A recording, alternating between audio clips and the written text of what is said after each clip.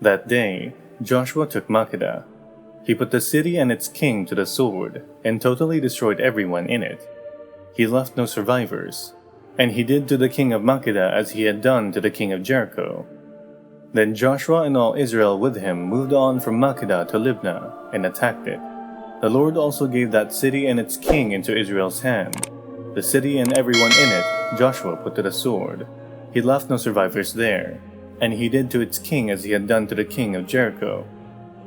Then Joshua and all Israel with him moved on from Libnah to Lachish. He took up positions against it and attacked it. The Lord gave Lachish into Israel's hands, and Joshua took it on the second day. The city and everyone in it he put to the sword, just as he had done to Libnah. Meanwhile, Horam king of Gezer had come up to help Lachish, but Joshua defeated him and his army, until no survivors were left. Then Joshua and all Israel with him moved on from Lachish to Eglon. They took up positions against it and attacked it. They captured it that same day, and put it to the sword and totally destroyed everyone in it, just as they had done to Lachish. Then Joshua and all Israel with him went up from Eglon to Hebron, and attacked it. They took the city and put it to the sword, together with its king, its villages and everyone in it. They left no survivors. Just as at Eglon, they totally destroyed it and everyone in it. Then Joshua and all Israel with him turned around and attacked Debir. They took the city, its king and its villages, and put them to the sword. Everyone in it they totally destroyed. They left no survivors. They did to Debir and its king as they had done to Libnah and its king, and to Hebron.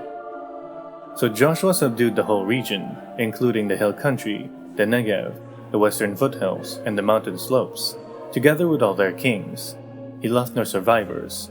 He totally destroyed all who breathed, just as the Lord, the God of Israel, had commanded.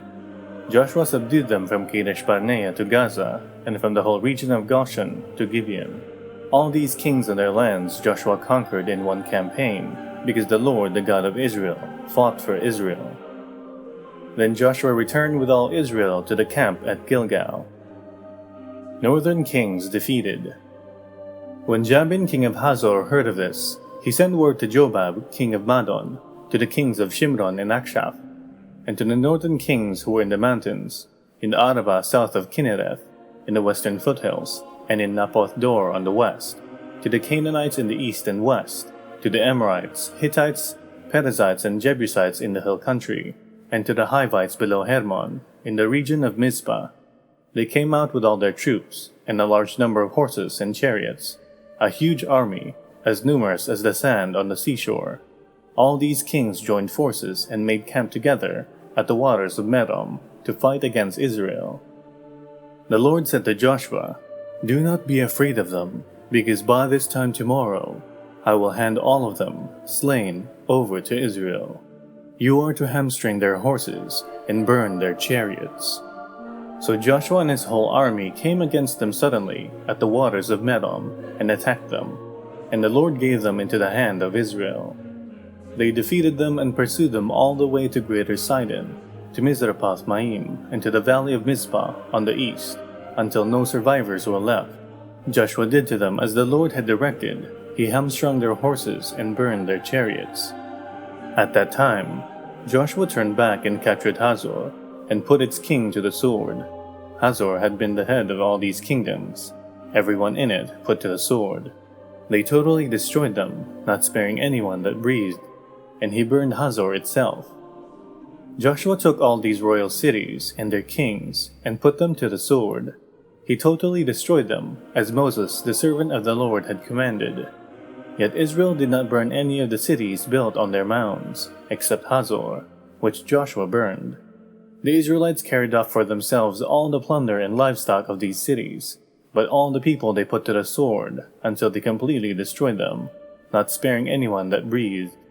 As the Lord commanded his servant Moses, so Moses commanded Joshua, and Joshua did it. He left nothing undone of all that the Lord commanded Moses.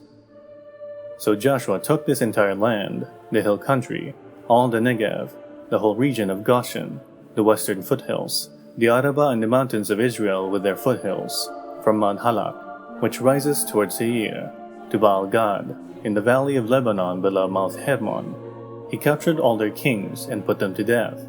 Joshua waged war against all these kings for a long time, except for the Hivites living in Gibeon. Not one city made a treaty of peace with the Israelites, who took them all in battle.